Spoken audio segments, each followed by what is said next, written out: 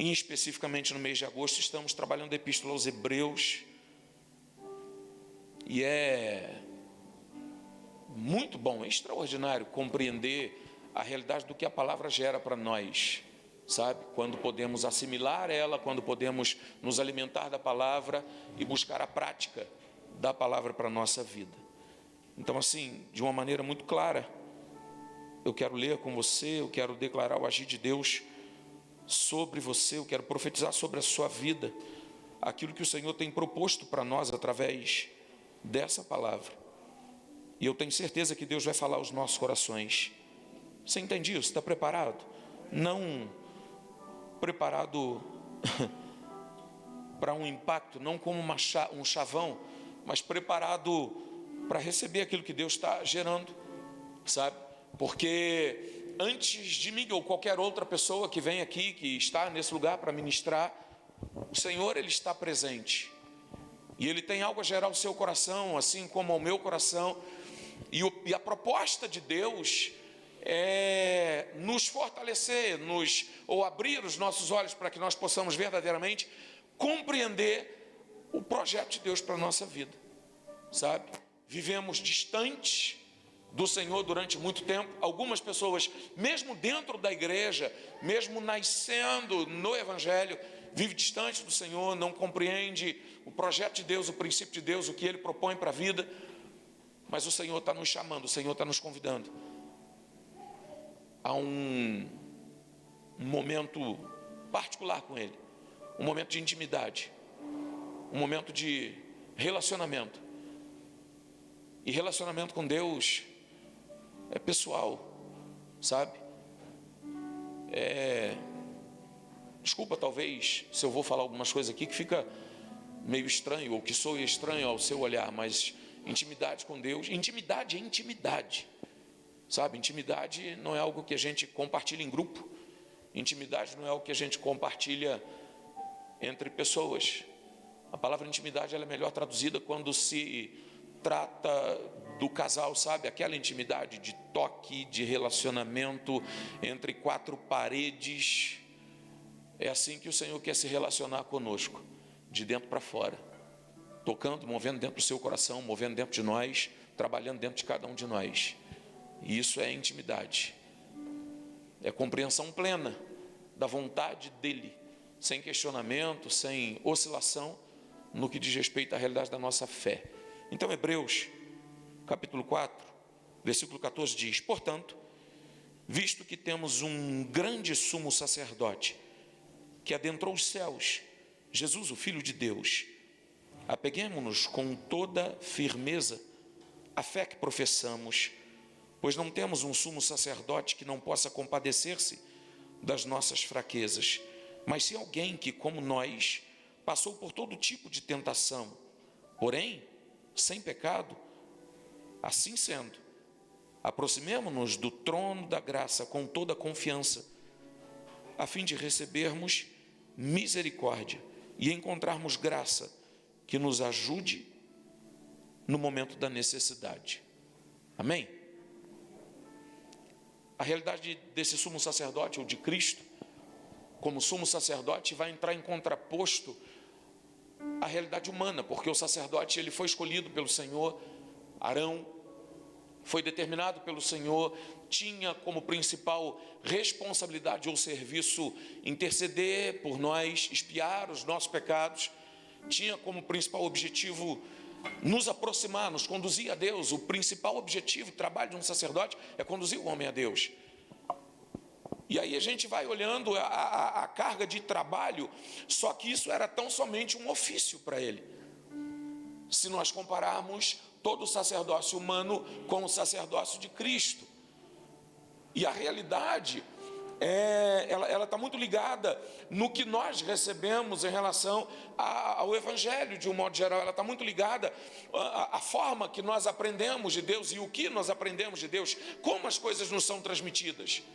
Como nós recebemos a realidade de Cristo. Eu tenho sempre falado sobre isso.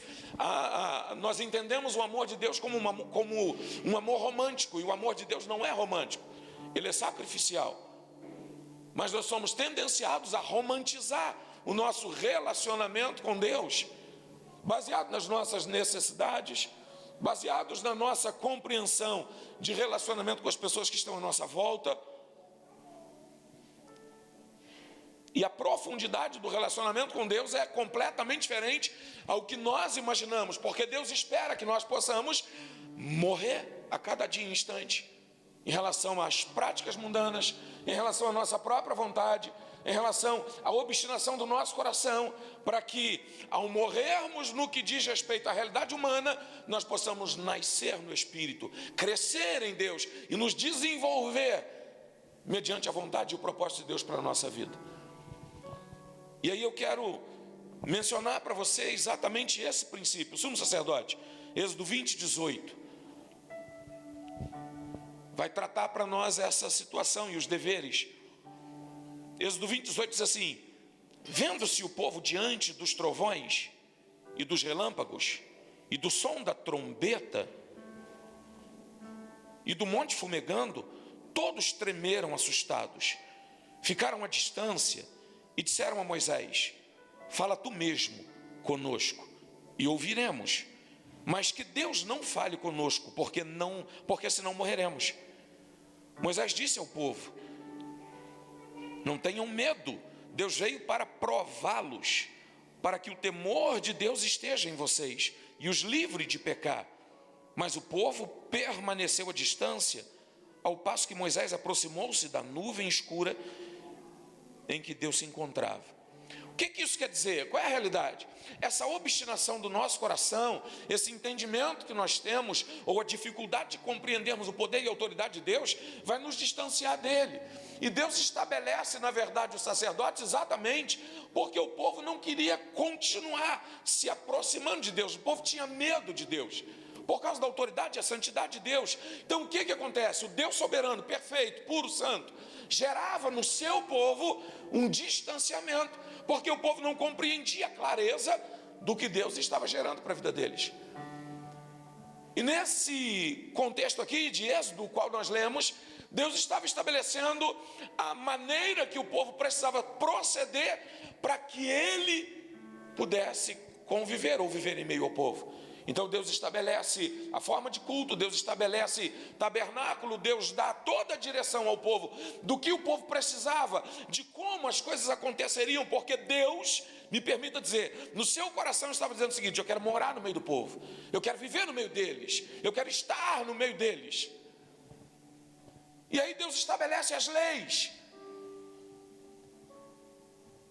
e a gente entende como lei tão simplesmente os 10 mandamentos, mas tem tantas outras características, tantos outros aspectos que Deus interrompeu na sua fala diante do povo, porque o povo temeu estar diante de Deus. E mesmo com a fala de Moisés: olha, não temam, Deus está provando vocês. Vê se faz algum sentido o que nós estamos vivendo nos dias de hoje.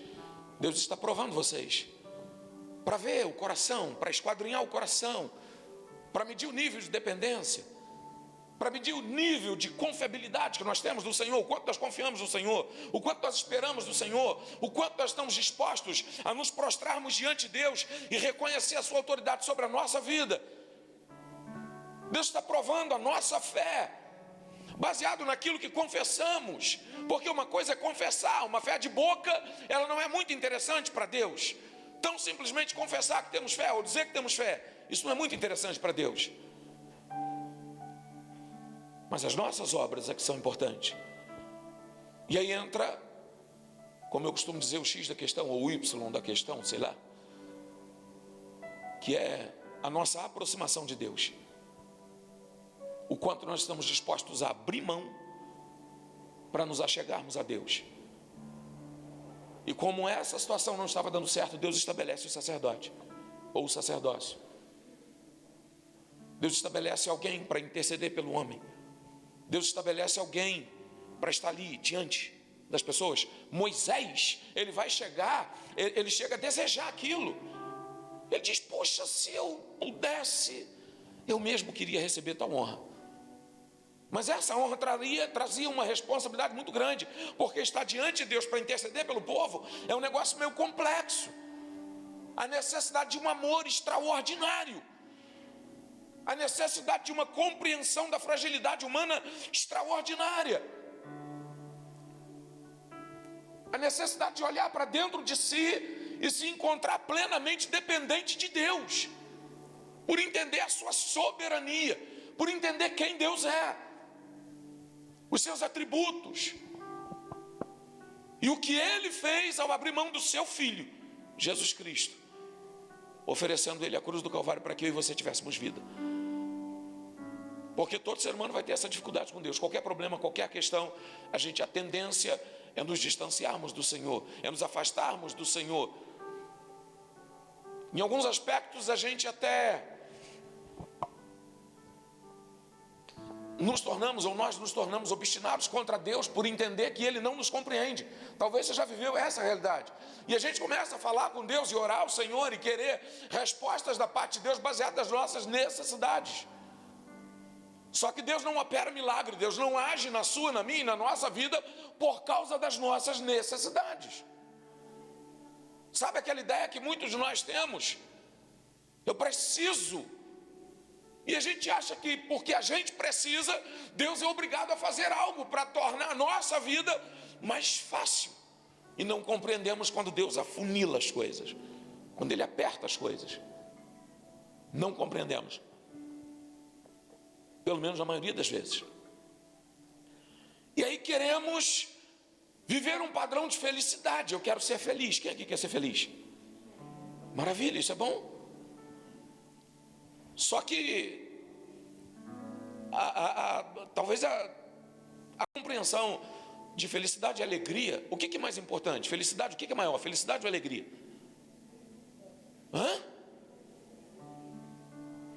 Pare e pensa comigo. Alegria é fruto do Espírito, felicidade não. Felicidade está muito mais pautada na realidade da nossa vida. Eu quero ser feliz. E felicidade depende do nosso estado, do que nós estamos alcançando, do que nós estamos conquistando. Na maioria dos casos, felicidade é passageiro. Agora, alegria, como fruto do Espírito, é perene, é permanente. Vai crescendo, vai germinando, vai tomando conta de nós.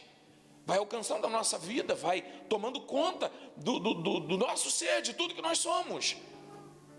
E tudo que Deus quer é gerar alegria. E muitas vezes a gente está buscando felicidade. E tudo que Deus quer é gerar alegria baseado no relacionamento que Ele está estabelecendo em relação à nossa vida. Mas nós queremos ser felizes baseado nas nossas conquistas. E sabe qual é a nossa dificuldade? É compreender a soberania de Deus. O pessoal que está mais acostumado a me ouvir pregar, talvez eu vou ser repetitivo. Mas ser repetitivo é uma técnica da didática que vai fazer com que a gente grave mais profundamente. A gente acha que a manifestação da presença de Deus vai fazer com que a gente saia radiante de um culto. A gente acha que a manifestação da presença de Deus vai elevar o nosso ego e fazer com que a gente se sinta a melhor pessoa da face da terra. Só que nem sempre é assim. Porque a manifestação da presença de Deus vai te confrontar. Alguém aqui é perfeito? Não. E como você acha que você vai sair sempre bem quando alguém perfeito, puro, santo, reto, soberano, onipotente, onipresente, onisciente, presciente, sustentador de todas as coisas, quando essa pessoa manifesta o poder, a presença dele diante de alguém perfeito, você acha que você não vai ser confrontado? Você acha que Deus vai te encher de coisas? Vai te encher de benefícios? Ele está muito mais interessado em tirar coisas de dentro de nós do que nos dar coisas. E Deus nos abençoa não é quando nos dá coisas, mas é quando tira. Nos torna mais leve, para no dia do arrebatamento a gente subir. Então todo o contexto da manifestação da presença de Deus vai buscar te esvaziar, me esvaziar, nos esvaziar, para que as coisas de Deus possam fluir e tomar conta de nós e nos encher de uma maneira plena, de forma a nós podermos estar em um culto como esse ou em qualquer outro momento, em qualquer outro lugar, compreendendo, entendendo, Deus está aqui, Deus está dentro de mim, e eu posso glorificar, exaltar o nome dele. Só que sabe o que é mais complexo? É entender que a realidade da nossa felicidade ou da alegria precisa estar pautada no Senhor. E o sacerdote vem para nos conduzir a Deus, para expiar os pecados, para apontar o caminho, para direcionar a gente, para interceder, para mostrar a realidade da necessidade que nós temos do Senhor, baseado na nossa falta de entendimento, muitas vezes. Então o sacerdote é o intercessor. Por isso a palavra de Deus vai dizer que Cristo está hoje aonde? Me ajuda. Aonde Ele está? À destra, à direita de Deus, intercedendo por nós. É o nosso advogado. Sabe? Isso é extraordinário. Vamos nós. Já falei do serviço do sacerdote.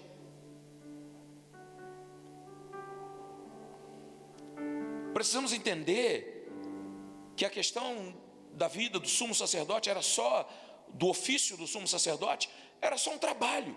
E é interessante olhar, porque eu estou comparando o sacerdote com Cristo agora. E a realidade era só um trabalho. Ele recebia um ofício, e esse ofício trazia para ele um peso de responsabilidade extraordinário, porque quando ele, uma vez por ano, que era a notoriedade do que ele podia fazer, entrava no Santo dos Santos para expiar os pecados do povo, primeiro ele tinha que expiar o seu próprio pecado. E havia necessidade de um preparo muito claro, de adoração, de purificação, pela vida dele, pela família, até mesmo espiritualmente falando, porque ele era como nós, como todo o povo. E na verdade, o sumo sacerdote, humanamente falando, não tinha experimentado as tentações como Jesus. Ele estava vivendo a realidade presente. Ele não tinha uma compreensão clara e ampliada das dificuldades humanas. Ele tinha dificuldade, ou entendimento da dificuldade dele. Ele não alcançou a humanidade para isso. E a Bíblia vai revelar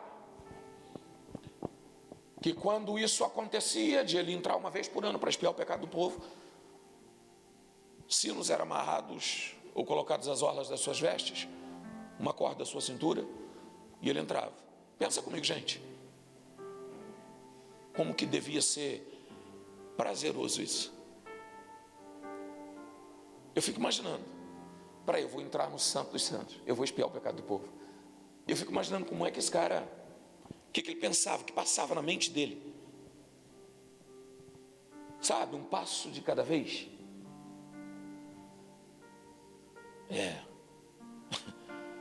Está dando certo por enquanto. Mas eu tenho que atravessar aquela cortina ali, porque ele entrou no pátio. E no pátio está tudo tranquilo. No átrio está tudo em paz, está tudo tranquilo. Funciona. E sabe o que eu acho mais extraordinário?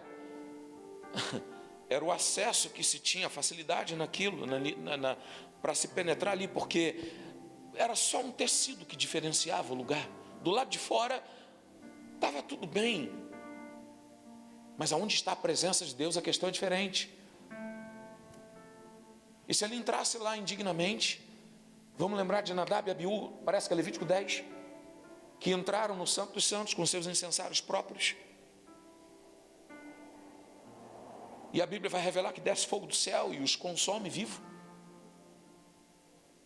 E eu queria que você compreendesse a diferença do que Deus propôs para cada um de nós, porque estamos no templo, amém?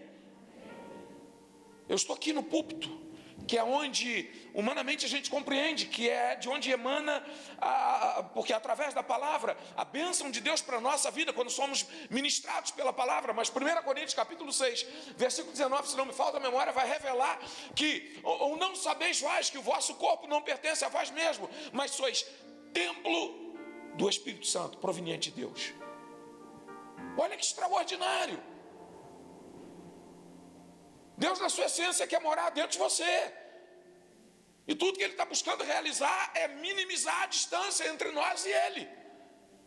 E eu preciso entender que Ele continua soberano, puro, santo, perfeito, sustentador de todas as coisas. E escolheu morar dentro de cada um de nós, imperfeitos. Então hoje o nível de intimidade ele precisa ser maior. E a nossa disposição em adorar o Senhor precisa ser melhor. Mas naquela época o sacerdote entrava. Gente, eu vou ser sincero para vocês. Eu acho que não devia ser nada agradável. Se fosse eu ia pensar o seguinte: peraí, eu tenho que entrar mesmo, né? Tem jeito. Já espiei pelos meus pecados, mas se alguma coisa desse errado naquele contexto, já era. Eu ia, vamos entrar? Corre, pula lá dentro logo e vê o que dá. Porque quanto mais eu demorasse, eu fico imaginando, quanto mais eu vou entrar, mas será que vai descer fogo do céu? E eu fico olhando Arão, porque os filhos dele já tinham sido consumidos pelo fogo. Agora eu tenho que entrar, e aí? Como é que vai ser? E depois que o primeiro morre, sempre fica mais difícil, né? Só que isso era extraordinário, porque ele morria pelos pecados dele, ele não morria pelo pecado do povo. Ele não tinha essa autoridade, ele não tinha essa condição, ele não tinha essa compreensão. Já Jesus Cristo é diferente. A realidade do que Jesus viveu e do sacerdócio dele em relação à nossa vida é completamente diferente, porque ele compreende as nossas dificuldades. Se tem alguém que entende a sua e a minha fragilidade, é o Senhor Jesus. Se tem alguém que compreende claramente e não compreende simplesmente por ouvir falar, ele não compreende simplesmente por visualizar, por vislumbrar, ele entende, porque ele viveu essa realidade em si.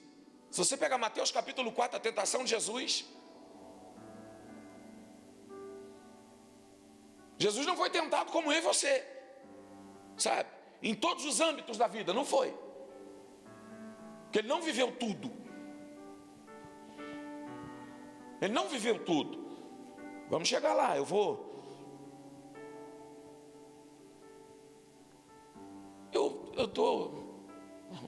estou com vontade de ir embora, estou com vontade de voar. Eu queria que você compreendesse essa verdade. É muito bom olhar como é o sacrifício, como Jesus olhou essa coisa toda, essa diferença entre esse sacerdócio humano e a sua limitação. Porque esse cara, quando morria lá dentro, ele morria em vão. Ele não compreendeu nada em relação à dificuldade humana, e ele tinha a responsabilidade de conduzir o homem a Deus. Ele tinha a responsabilidade de trabalhar esse processo, de minimizar essa distância, mas ele não tinha o entendimento. Ele não conseguia olhar e ver menos que nós. Nós temos o Espírito Santo. Amém? Nós temos o Espírito Santo. Nós temos a experiência explícita através da palavra, mas o sacerdote não tinha. Ele ia lá e aquilo era um ofício. Matava o animal, espargia sangue, para lá, para cá. E o relacionamento do sacerdote com o povo era muito mais no que se diz respeito ao trabalho, pura e exclusivamente. Mas aí eu olho Jesus. Eu vou olhar a realidade de Jesus, que não usurpou ser igual a Deus, se esvaziou da sua glória. Começa o processo aí. A coisa mais gritante no sacrifício de Jesus é a separação dele com Deus. Concorda comigo? Amém? Assumiu os nossos pecados. E naquele momento que ele clama, Eli, Eli, lama sabachthani, Deus meu, por que me desamparaste? Vou fazer igual os caras grandes da internet. Uau! Tem uns caras que fazem isso, não tem? Só que aí eu olho a primeira instância de separação. Cristo, Deus, se esvaziando da sua glória, abrindo mão de tudo aquilo ali, se fazendo homem. Esse é o primeiro aspecto de humilhação dentro dessa verdade, o Deus homem. E ele vai vir em nosso meio, interagir. E para e pensa comigo. Você quer ver uma coisa? A gente vai medindo essa questão de relacionamento à medida que a gente tem contato com as pessoas.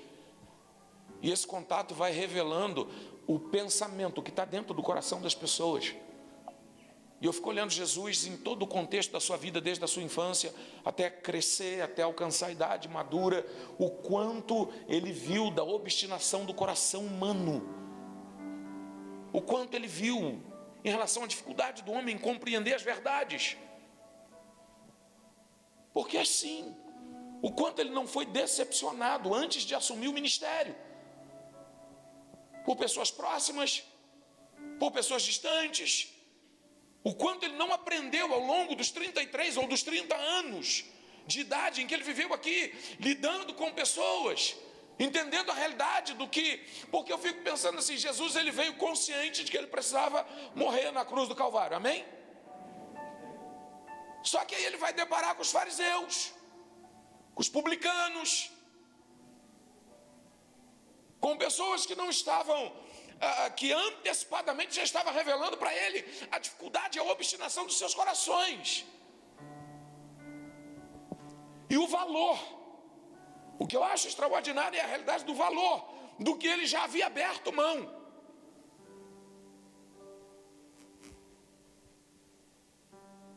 Glória, poder, autoridade sobre todas as coisas, ele já tinha aberto mão disso, para se fazer homem. Seria talvez, no contexto humano, um pouco mais equilibrado se Jesus descesse rico,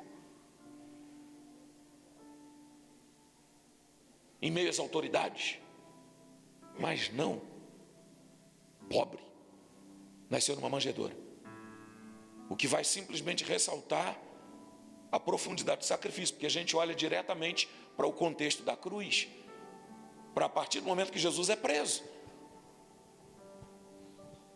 Só que tem tantas outras coisas, tantos outros detalhes.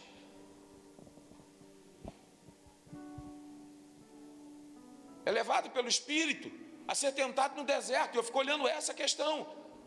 Pô, levado pelo Espírito, meu Deus.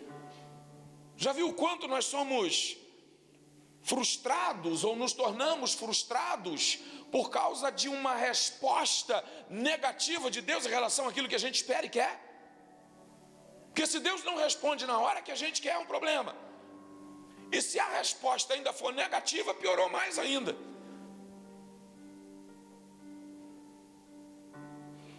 E muitas vezes mantemos essa dificuldade de nos relacionarmos com Deus.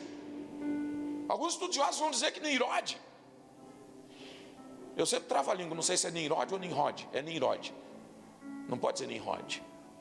Ele trabalhou na mente e no coração do povo e ele foi um líder espetacular, mas personificando o diabo, porque ele não se importava com caráter, ele se importava em estabelecer liderança, muitas vezes despertando o pior do caráter das pessoas que estavam à sua volta.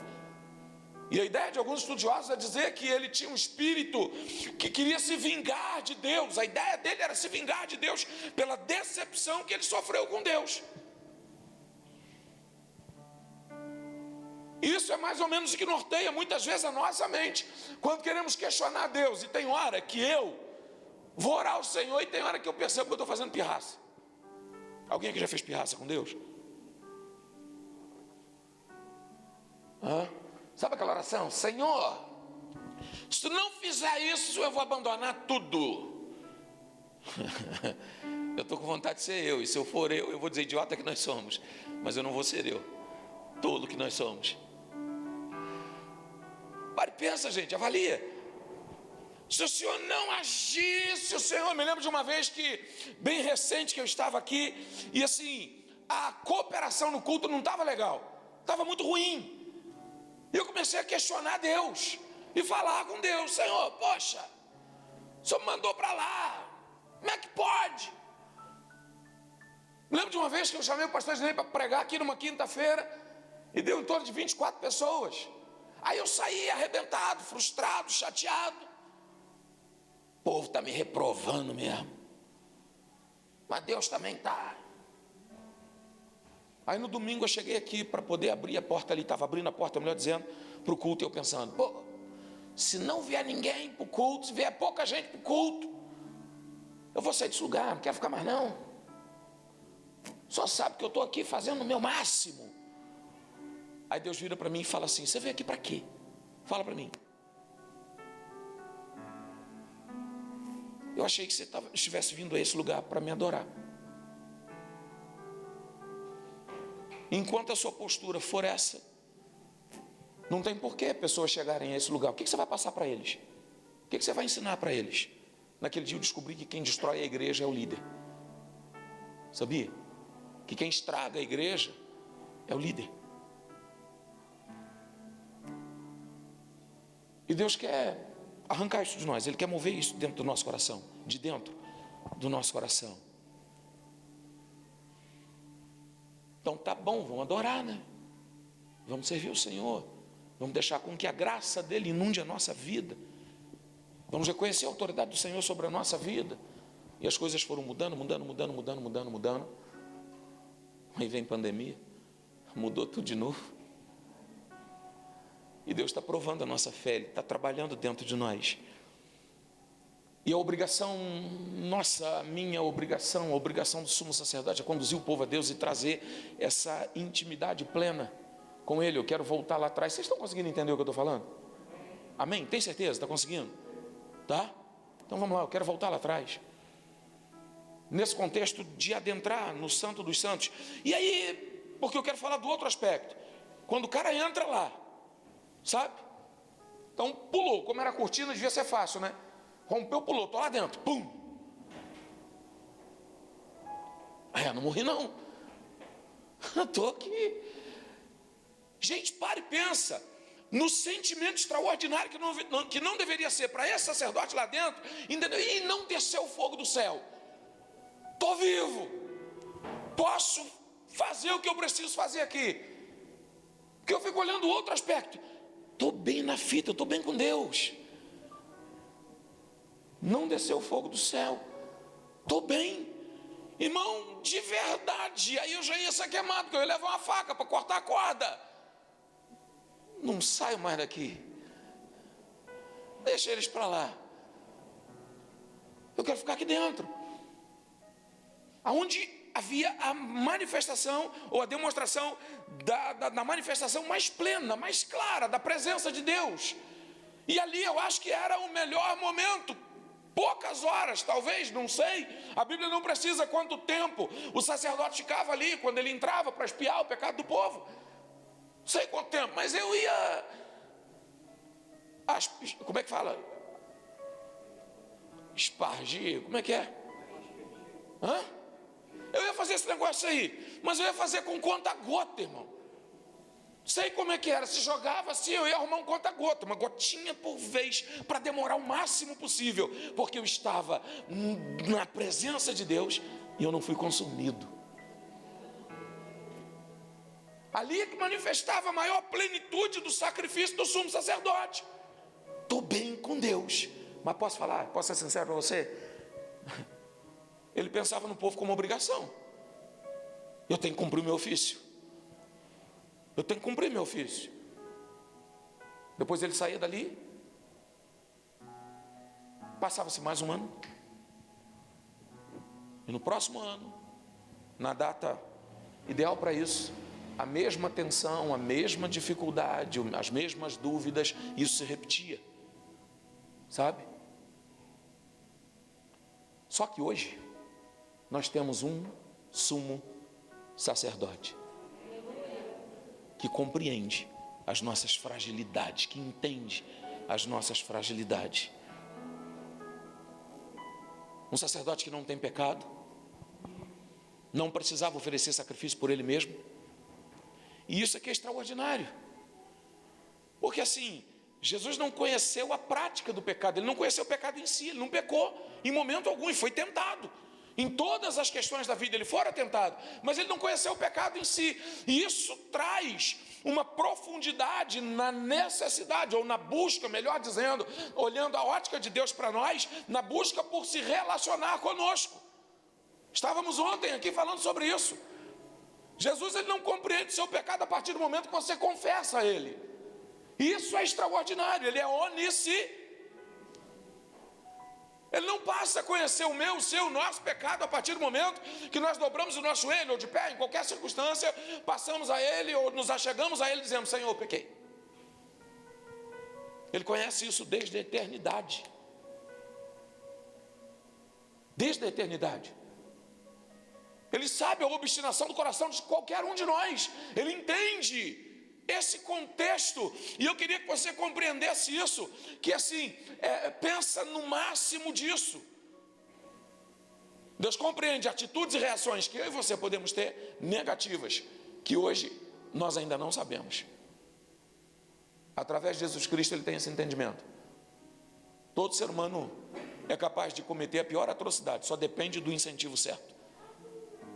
E para toda variação da pior atitude que nós possamos ter, Jesus tem o entendimento, ele sabe. Ele não é pego de surpresa. Não é isso que nós aprendemos? Ele não é pego de surpresa, sabe? Você não consegue pegar. Já pensou Jesus? Gisele, meu Deus, Gisele fez isso. Meu pai, eu sou o pastor Vanderlei, me pegou de surpresa. Não tem isso, não existe isso. Ele tem a plena compreensão de cada um desses detalhes em relação à nossa vida. Um outro aspecto de Jesus como sumo sacerdote, ele entrou no Santo dos Santos. Amém? Um templo muito mais excelente do que a tenda de Moisés. Um templo muito mais excelente do que o templo que Salomão edificou. O nível de santidade muito maior. Na tenda de Moisés, nós entendemos que quando a nuvem que guiava o povo tocava no chão, a partir dali eles erguiam o templo ou a tenda, e a manifestação do poder de Deus baseado naquela nuvem que estava ali, e através da arca e alguns utensílios que eram colocados ali dentro, aquilo era a manifestação do poder de Deus. Eu fico olhando a realidade de quando Moisés, depois que quebra as tábuas dos 10 mandamentos, e Deus vira e diz para Moisés conduzir o povo, porque ele próprio não ia no meio do povo, porque o povo era obstinado, e se Deus fosse no meio do povo, ele ia matar o povo. Então Deus diz, eu vou enviar um anjo, você conduz o povo. A partir daquele momento, Moisés, ele construiu uma tenda fora do acampamento, foi denominada a tenda do encontro. Na tenda do encontro, quem quisesse ter algum contato com Deus, saía do acampamento e ia lá. Isso revelava que Deus não estava no meio do povo. E se eu quisesse ter um encontro com Deus, eu tinha que sair do meio do acampamento, e lá onde Deus estava. E a Bíblia vai revelar que Moisés fazia isso constantemente, e as pessoas ficavam olhando a porta das suas casas, das suas tendas, que quando Deus entrava lá, uma fumaça de glória cobria a porta da tenda. Isso é extraordinário. Só que tem 2 aspectos nessa verdade. Moisés estava na presença de Deus, mas Deus estava dizendo, você só sai da minha presença quando eu quiser. Porque quem que fechava a porta era Deus. O outro aspecto era a completa e total submissão à vontade e o querer de Deus. Você vai ouvir o que eu tenho para te dizer. Falei disso dias atrás. Jó, depois de suas lamentações, depois de tudo que ele sofreu, se não me falta a memória, a partir do capítulo 40, e eu só vou usar uma expressão, Deus diz para ele assim, ponha-te de pé, ponha sobre os seus pés, e agora eu vou falar com você. E Deus começa a apresentar quem Deus é. E Jó, no final de toda a sua provação, ele vai declarar que conhecia o Senhor tão simplesmente de ouvir falar. Mas no final de tudo, depois que Deus manifesta a glória e a presença dele, Jó diz, agora meus olhos te veem. Então eu fico olhando esse detalhe em relação à autoridade de Deus, de modo pleno. A tenda, o templo não se comparava, não se compara. O sumo sacerdote Arão e a sua descendência não se compara com Cristo. E Jesus, ele entra no templo como sumo sacerdote celestial, se assenta à direita de Deus. Sabe o que isso quer dizer? Ele não precisa sair de lá. Ele é igual. A Bíblia vai revelar depois da ressurreição, Jesus declarando que toda a autoridade lhe foi dada no céu e da terra. E a realidade disso é a devolução da sua autoridade, de tudo que ele era. E esse sumo sacerdote, Cristo, entra no céu, se assenta à direita de Deus e intercede por você e por mim até hoje. Não precisa de sangue, não precisa de amolar nenhum animal, porque nenhum cordeiro, nenhum animal, porque ele próprio foi o nosso sacrifício. Ele foi o nosso sacrifício e o nosso sacerdote. Se assentou à direita de Deus, está lá intercedendo por nós. Não precisa expiar pelos seus próprios pecados, porque ele não tem pecado, santo. E é interessante olhar o que ele passou e o que ele viveu para chegar a essa realidade. Deixa eu ler alguns versículos para vocês. Mateus 4, primeiro versículo, que diz assim: Jesus não foi tentado em todas as áreas da vida. Eu vou chegar no versículo. Jesus não foi tentado em todas as áreas da vida, tipo vida financeira, emocional, na questão de vaidade, alguns aspectos como nós temos. Jesus foi tentado no tocante à base da vida humana. Em Mateus 4 vai explicar isso. Jesus não foi tentado à aquisição de um carro, porque não tinha.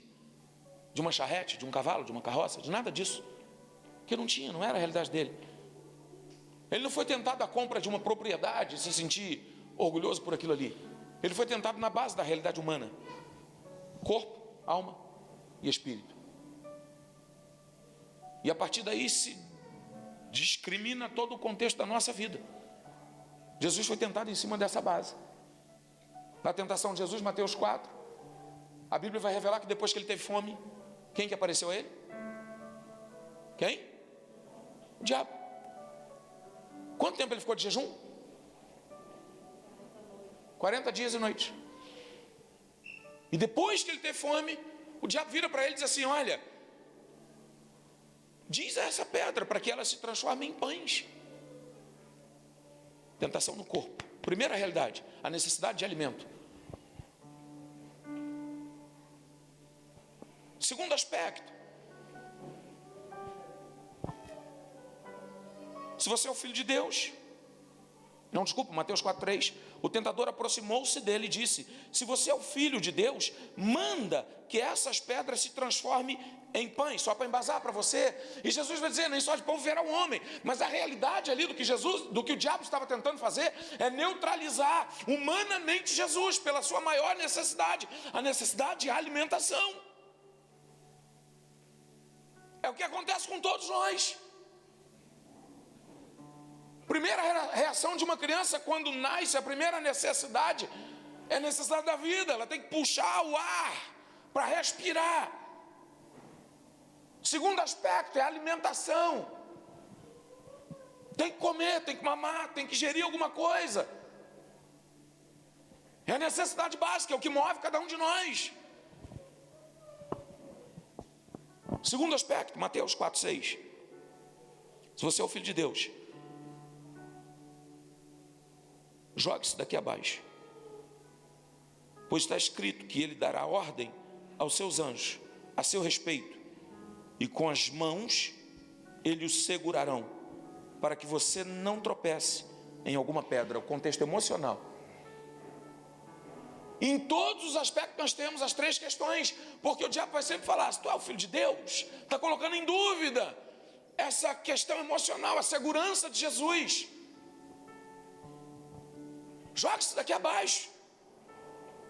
Pensa comigo. O que é que o diabo estava sugerindo para Jesus fazer? E que a Bíblia diz que não tem perdão? Suicídio.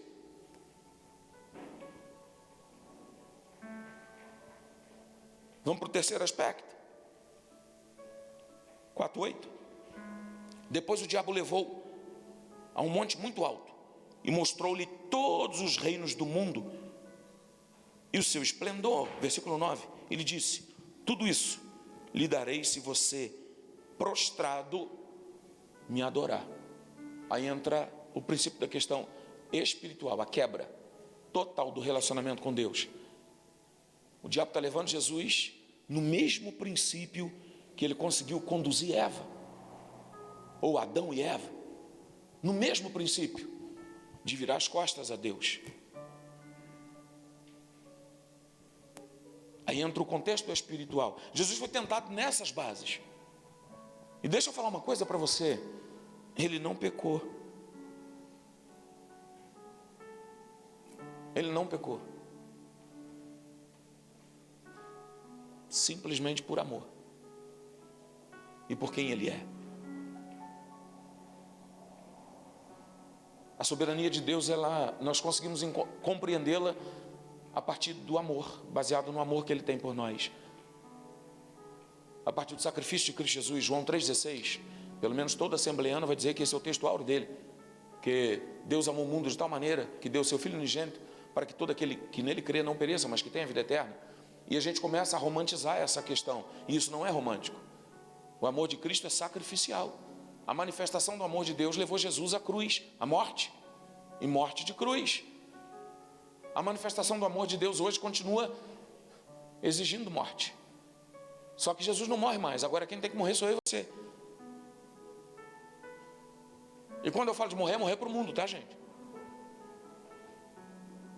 E o que a gente recebeu como ministração aqui hoje, retratando em parte como se diz a palavra, a obstinação do nosso coração, porque estamos presos àquilo que nós vemos. A nossa fé é muito ínfima, é muito pequena, é muito insignificante em muitos aspectos. Estava falando ontem, para algumas pessoas mesmo crente, Deus nem existe. Ele tem dificuldade de crer, tem dificuldade de se relacionar com Deus, de compreender a soberania de Deus, a autoridade de Deus, quem Deus é. Se compreendermos isso, o nosso culto vai ser diferente a cada dia. Quando compreendemos isso, nós vamos entender que nós nunca saímos da presença de Deus a partir do momento que nós o aceitamos como o único e suficiente Salvador da nossa vida. Que não dá para fugir da presença dele. Quando compreendemos essa verdade, tudo flui de uma maneira natural para nós.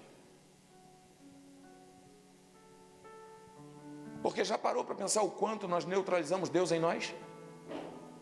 Quando deixamos de olhar para Ele e olhamos para a adversidade ou para as adversidades, muitas vezes dizemos que as adversidades são maiores que Deus na nossa vida, porque acabamos dando mais valor às adversidades do que à autoridade do Senhor. Em muitos momentos da nossa vida, expressamos a fragilidade da nossa fé, enquanto Deus está provando ela. Não somos organizados, não avaliamos os riscos, tomamos atitudes sem observar a realidade do projeto e do processo que Deus tem estabelecido sobre a nossa vida. Achamos muitas vezes que Deus, Ele tem que trabalhar para nós, porque não queremos nos responsabilizar pelas nossas decisões. E depois que tomamos determinadas atitudes e as coisas dão errado, aí a gente corre para os pés do Senhor. Senhor, me ajuda, conserta isso para mim, faz isso para mim. E Deus está apresentando a soberania e a autoridade dele em relação à sua e à minha vida, esperando que eu e você venhamos exercer realmente submissão. Submissão que vai nos levar, porque é extraordinário olhar isso.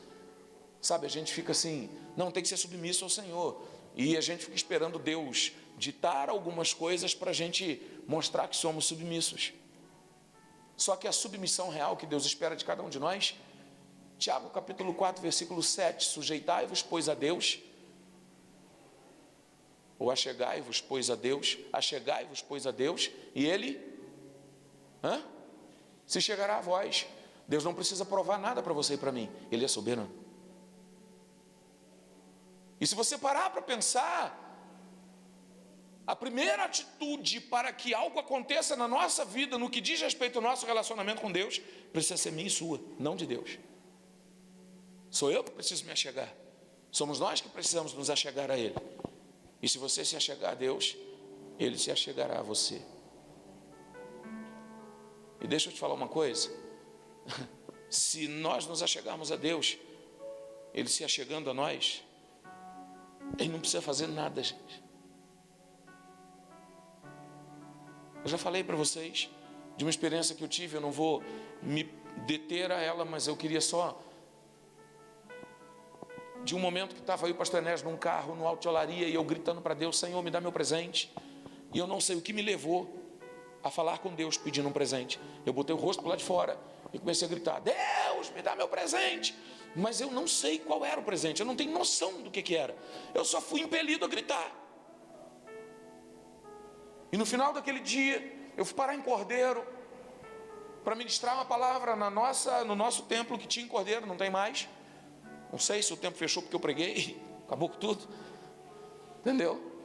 Mas no final da ministração, alguém me levanta do lugar onde estava, vem em minha direção, bate no meu ombro, entre muitas outras coisas que foram faladas para mim naquele dia, uma fala foi a seguinte: eu estava hoje de manhã, lá no carro, em Friburgo, aonde você estava, quando você colocou o rosto para o lado de fora e gritou, Deus me dá o meu presente, eu que te impulsionei, e eu estou aqui para dizer a você que eu vou te dar o seu presente. Sabe o que eu recebi? Gente, eu recebi a confirmação que Deus ouve. Não tem presente maior que esse. Isso aconteceu 2 vezes. Em outro momento, em outra ocasião, um presbítero, o pastor Enéas, eu e ele no carro, é o ministério do carro. Ele virou para mim e falou assim, já passou tanto tempo, né? Eu falei, já. Aí ele virou para mim e diz assim, duvido você fazer de novo. Duvido, vamos ver se Deus escuta mesmo. Eu estava na praça de Conselheiro, gritei, Deus, me dá meu presente. Resumindo a história, fomos à casa do presbítero Zé Carlos, muitos de vocês conhecem. Quando nós entramos na casa dele, a moça que trabalhava com ele saiu, estava saindo, passou, me cumprimentou, foi embora para casa. Daí um tempo ela volta de novo, nervosa, vermelha, suando, me parou e disse assim, olha, o senhor tem um semblante muito fechado, e eu fiquei com medo de falar com o senhor, porque o senhor é um pastor, o senhor é muito sério, mas quando o senhor entrou por ali, Deus mandou dizer para o senhor que Ele está te ouvindo. Viu quando você colocou o rosto para o lado de fora do carro, na praça em Conselheiro, gritando, pedindo um presente, Ele mandou dizer que vai te dar o presente. Não tem nada maior que isso. Não tem nada mais extraordinário do que a resposta, do que a demonstração da manifestação de que Deus está presente. Então eu queria que você compreendesse isso. Deus está do seu lado, Deus está presente, aonde você estiver. Deus está presente, não importa o que você está passando, seja positivo ou negativo, Deus está com você. A dor, a luta, a dificuldade, ela vai passar, e Deus está provando a sua fé. Você precisa compreender que a questão pior para a nossa vida, o Senhor já resolveu, que era a nossa condenação em relação ao pecado, ao nosso pecado, já foi solucionado. Tem um lugar para você no céu, e eu paro agora. João 14, não se turbe o vosso coração, credes em Deus, credes também em mim. Jesus falando, na casa de meu pai há muitas moradas, se não fosse assim, eu vos teria dito, mas eu vou para o Pai, e virei outra vez e vos levarei comigo. Eu vou para o Pai, vou preparar lugar, e virei outra vez e vos levarei comigo, para que onde eu estiver, Jesus dizendo, estejais vós também. Tem uma morada para você no céu. Quem garante isso é o Senhor Jesus. Quem garante essa morada para você e para mim é o nosso sumo sacerdote, Jesus Cristo. Ele está lá intercedendo por você e por mim. Ele não saiu, ele não precisa sair. E sabe o que é mais extraordinário dentro desse contexto? Ele sabe o quão difícil você é, o quão difícil eu sou. Ele sabe o quanto nós somos frágeis. Ele sabe o quanto nós somos debilitados. E ainda assim Ele escolheu morrer por nós. Então você não vai pegar o Senhor de surpresa. Deixa eu te falar uma coisa, se você tem algo a confessar ao Senhor, baseado na prática de pecado, baseado na sua fragilidade, não tenha medo do Senhor. Ele não vai te expor. Ele não vai pegar o seu pecado e levar para ninguém. Ele vai lançar esse pecado no mar de esquecimento, novamente. Fique de pé. Entenda, o Senhor não vai te expor. Não tem um lugar mais seguro do que em Deus para você. Não tem um lugar mais claro e perfeito do que em Deus para você. Não tem um lugar de solução para a sua fragilidade melhor do que em Deus. Então agora é a hora de você se render ao Senhor. Eu estou falando de se render de forma diferente. se render no que diz respeito à obstinação do seu coração, à necessidade de compreender quem Deus é, do amor de Deus em relação à sua vida. Sabe que às vezes muitas pessoas tendem a nos acusar e apontar o nosso erro, mas o pior é quando nós nos acusamos e apontamos o tempo todo o nosso erro. Quando isso acontece, nós não conseguimos nos aproximar de Deus. E o que o Senhor está fazendo é atrair você para a presença dEle, para o cuidado dEle. Eu quero ler um texto para você, o texto que a gente sempre lê,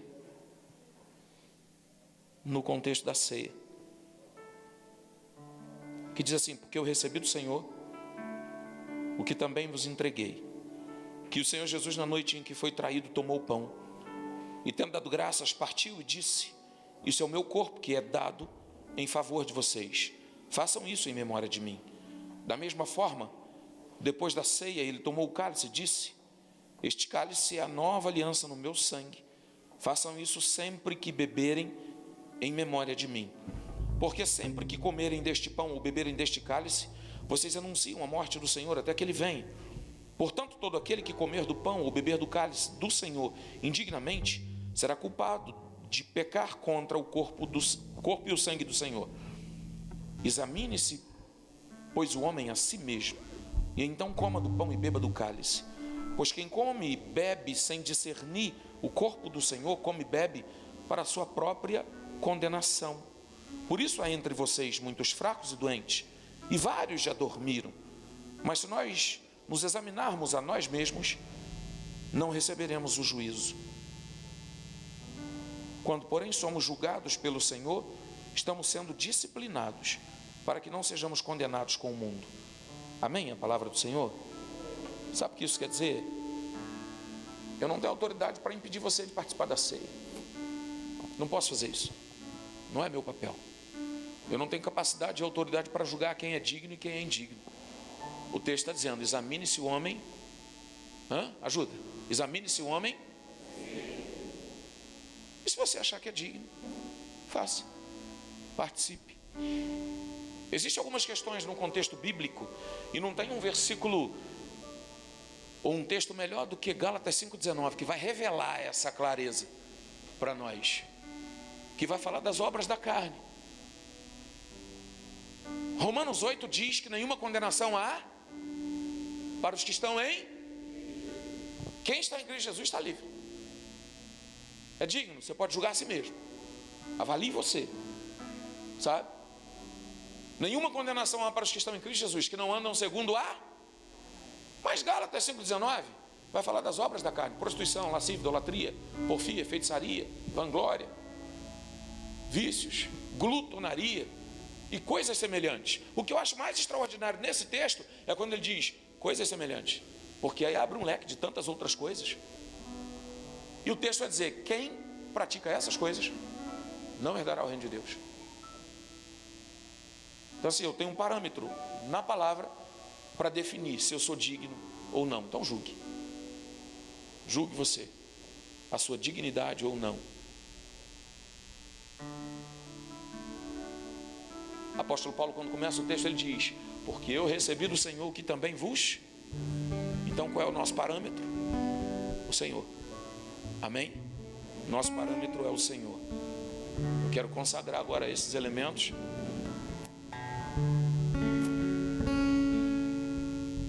Pecado nunca foi problema para Deus. Nunca foi. A Bíblia vai revelar que o sangue de Jesus nos purifica de todo pecado. Você está diante do Senhor e precisa tomar uma atitude diante do Senhor. Todos nós precisamos. Porque muitas vezes a gente acha que indigno é só aquele que está fora da presença. A Bíblia vai revelar que o juízo para os da casa é mais duro do que para os de fora. Então entenda a sua conduta como servo do Senhor, como conhecedor da palavra, como entendedor da palavra. Mas entenda que o Senhor é misericordioso. E a misericórdia do Senhor revela o fato de Ele colocar o coração dele nas nossas misérias. Fale com Deus, peça ao Senhor, para que Ele possa mover na sua vida. Feche os seus olhos.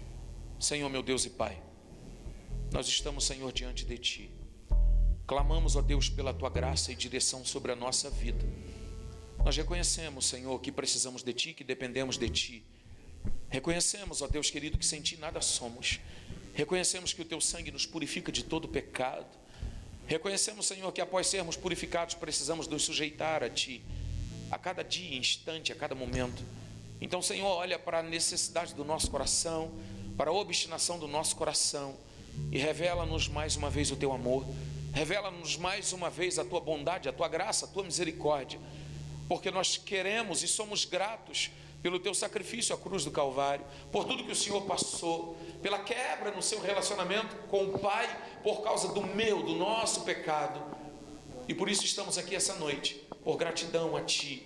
Então, Senhor, vem sobre nós, vem sobre a nossa vida, toma a vida de cada um aqui em Tuas mãos, aqueles que se consideram aptos a participar do Teu corpo, do Teu sangue simbolicamente, mas aqueles que também não se consideram. Pai, que a Tua graça e misericórdia venha sobre cada um aqui essa noite, Senhor, para nos aproximar de Ti, Deus querido, e revelar a nós a perfeição do Seu amor, porque o Senhor cuida de cada um de nós.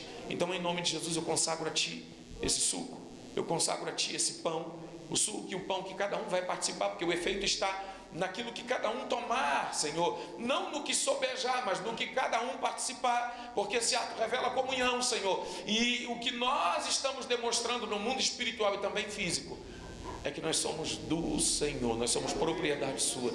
Então, em nome de Jesus, fica conosco, ministra a Tua graça e a Tua direção sobre a nossa vida, em nome de Jesus.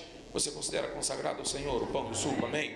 Se assente. Vamos participar. Você pode pegar e já participar do suco e do pão, tá bem? Amém? Você vai pegar e já participa do suco e do pão.